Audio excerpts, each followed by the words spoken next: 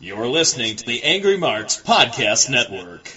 So, Tracy, what were your thoughts when Paulie or whomever it was that came up with the idea in ECW said, Tracy, my first night, Tommy, the Italian?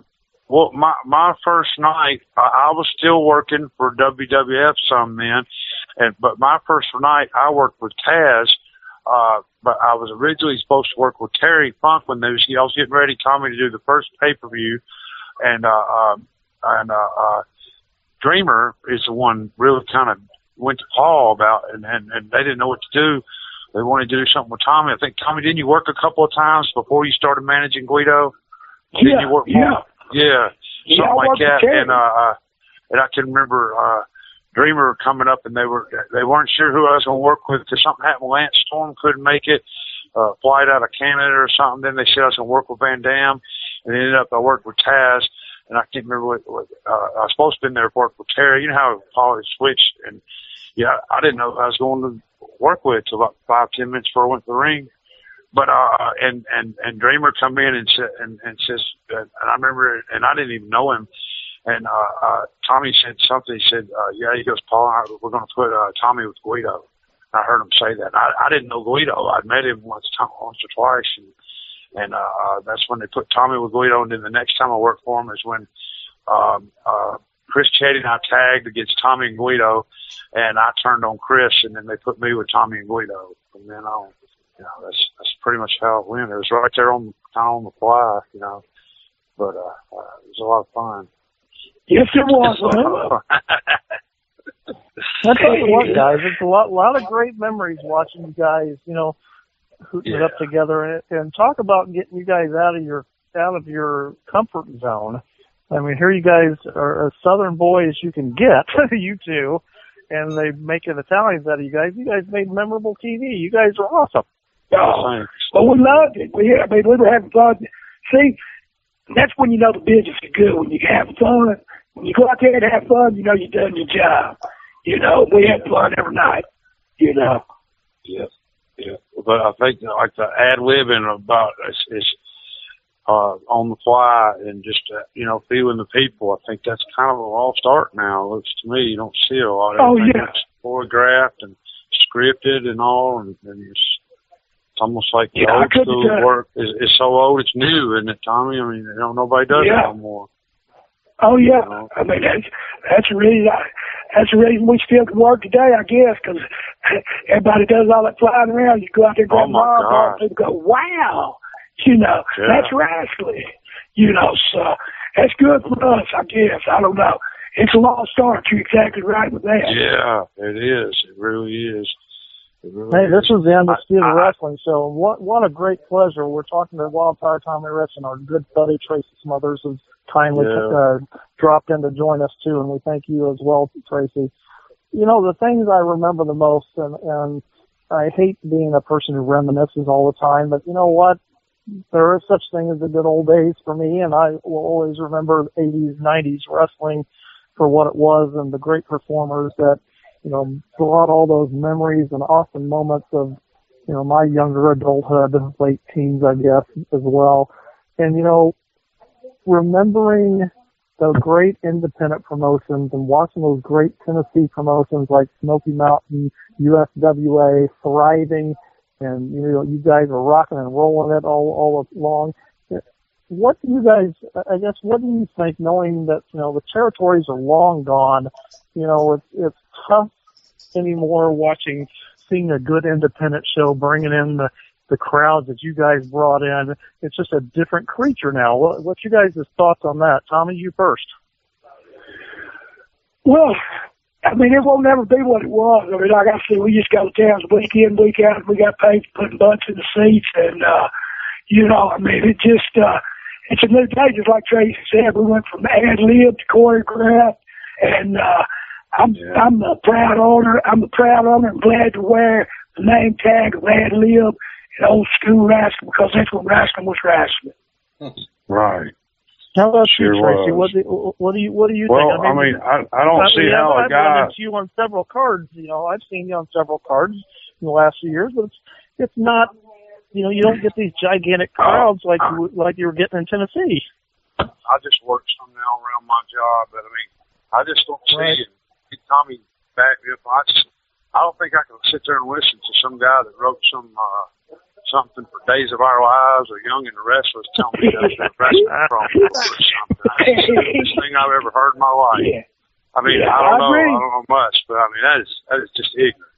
And then you see guys going over their matches from 2 o'clock to bell time or something, and then the Marks coming in the building and they're still rehearsing it right there in the ring. I mean, hey, what do I know? Whoever features. You're exactly right. Well, I tell you this right now. I couldn't have made it in today's wrestling because I couldn't. Excuse me. I couldn't went out there and done play. It's like this. If I worked with Tommy, I wouldn't say a word. I listen to Tommy in the ring because he's been in, longer than I have, and he may give me the finish to go to the ring, but he may not, and he may give me the finish and may change it in the ring, but he'll call it out there. It's called working. It's called working, and that's gone. And all you people out here listening, all you people listening out here, I mean, good grief. Who's this coming from? A guy who sat underneath a ring for 8 hours before making his appearance, and another guy, another clown who wrestled a bear. I mean, this is what we got here tonight, guys. But you see a lot of shows, and they'll do other guys' finishes or like signature moves. They don't watch the other matches. They repeat so much stuff. They have to go. They've gone over it since 4 o'clock or something, and and they may see something there. They don't watch what's going on. They don't watch the show. They don't watch the other guys and what they do. They just want to get all their stuff in. I mean, not all of them, but I mean, you see a lot, and they don't get with the booker to find out what they want to come back with before they start their match. They don't tell a story. They just, I don't know. It's like a stunt exhibition or something. A lot of it I see. I'm not trashing nobody, knocking about, trying to help them. But sometimes I'll try to talk to them before the show, and I don't think they understand what I'm saying, Tommy. I don't think they understand. A lot of them don't care. I mean, the ones that still respect those I've got time for. But them that think they know it all, they can know it all, but they don't know nothing.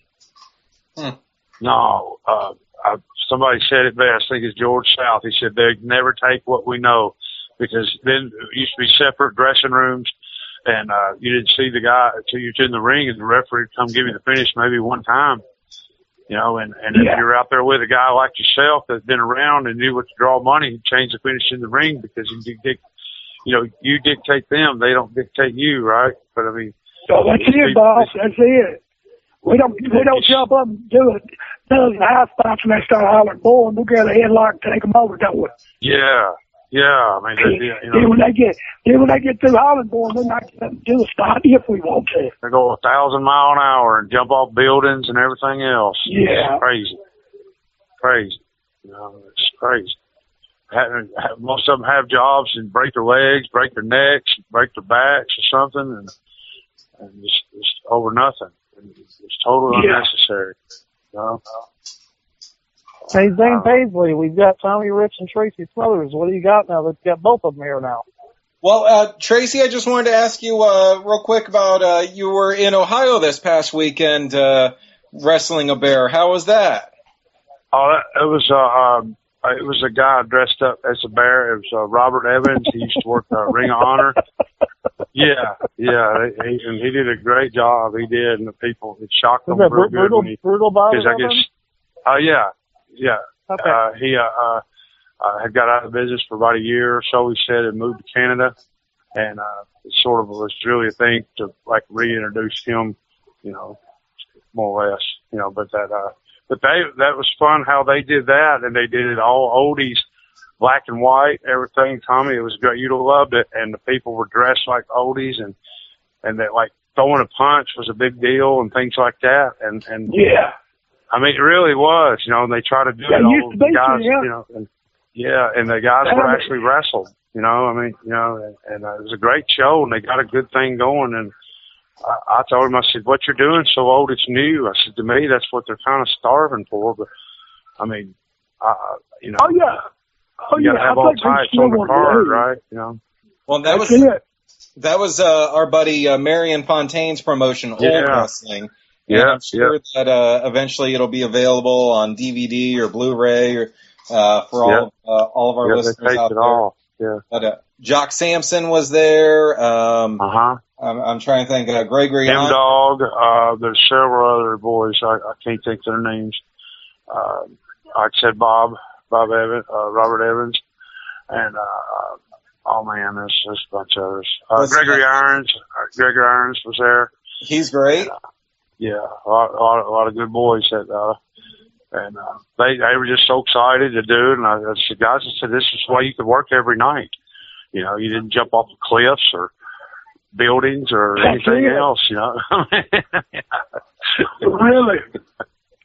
Well, so Tracy, we asked Tommy a few minutes ago. Well, we didn't ask him; he told us. But what do you got going on that you want to promote, Tracy? Just make sure we get that out there. Well, I'm doing a show this coming Sunday in Clarksville, Tennessee. Crimson is promoting it at the Wilma Rudolph Center. I can't remember the bell time, between 7 and 8. Eric Young's there against Crimson. Jeremiah Plunkett, Ali Chavez, that Rebel girl, Mary Elizabeth Monroe. Oh gosh, I can't remember. Sean Schultz. A few other guys. Should be a good show, and I think he's Tommy Crimson was a soldier, Fort Campbell, and he's really in the community there in Clarksville, and with I guess production companies helping him with it, and they're going to try to do some other events around the area and other places. I don't know, but that's this Sunday, and so we'll see, and then. I think the 19th, I'm working for OVW in Elizabethtown, Kentucky for Danny Davis. You know, there, Trailer Park Trash, who I talked to. I can't remember who's all there. Vic Bruiser's there, Randy Royal, you know, the whole crew. But that's September 19th. And then the 26th, I'm in Greenville, Kentucky. For WWA, for Chris Waddle and Ray Waddle. I think they said Vader's there, and Tatanka. Teddy, I'm wrestling Teddy King, you know, things like that. So, you know, that's about it. Not a whole lot. You're still kicking well, Tracy. You gonna do any dancing? I don't know. It's about all I can do. Can't do that good. A lot more longevity than that, isn't it, Tommy? Yeah, Tommy. Hey, Tommy, somebody wanted to double hip toss me the other night, me landing on my feet. I said, look, I'm almost 53 years old. I said, when I was 23, I couldn't do that. I sure can't do that.